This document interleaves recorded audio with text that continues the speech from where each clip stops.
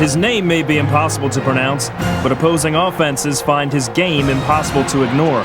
He's Gbaja-Biamila, known to teammates and Packer fans as KGB. In just his second year, this defensive end is quickly becoming one of the league's most dominant pass rushers, and quarterbacks are always looking out for number 94. At 6'5", 250 pounds, his size and speed make the game look easy.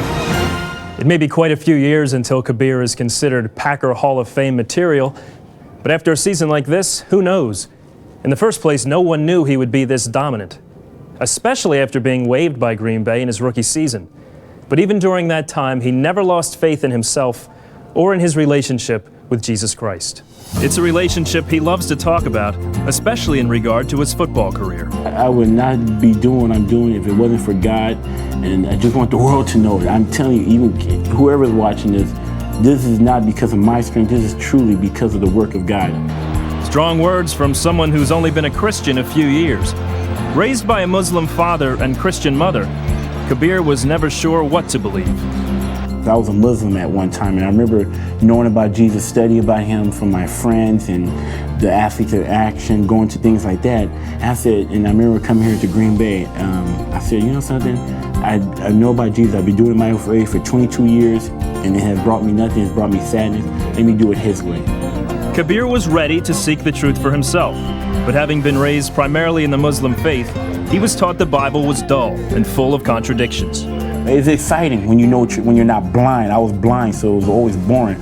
But when I wanted to really know about the Lord, I said, I'm going to do it. And I just read 3 chapters a day. And the more I kept trying to prove it, I always tell people, try to prove the Bible wrong. Read it from cover to cover. Don't just read one thing here and take it out and say, oh, it's contradicting. So read from cover to cover, and I promise you, you will fall in love.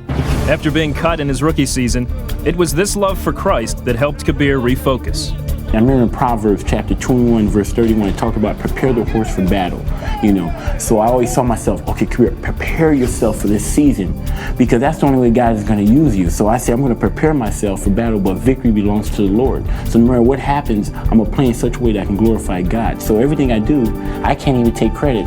Kabir's journey from rookie disappointment to a possible Pro Bowl selection this year has taught him valuable lessons about life and football. If God is with me, who can be against me, you know? Does that mean I'm going to win all the time? No, because sometimes I have to lose so God can, you know, build me up. You know, sometimes God tears us down to build us back up, you know.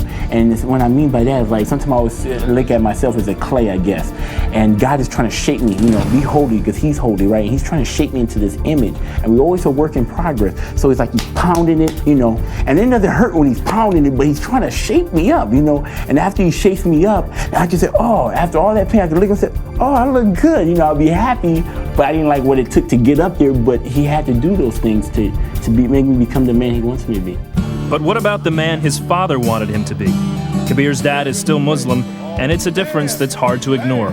It's so hard because, I mean, and it's not hard in the conversation. He accepts my religious belief and I accept his, and we still love each other. And, you know, it'll be hard for me. It's hard for me to tell my dad, hey, change or whatever. All I can do is leave it up to prayer because, you know, he's older than me. He's my elder, and the Bible also talks about, you know, just don't talk to him harshly or anything. So it's a delicate thing, but all I do is pray now and just leave it in God's hands. Kabir also prays for continued success in his career, but football is not the source of his joy.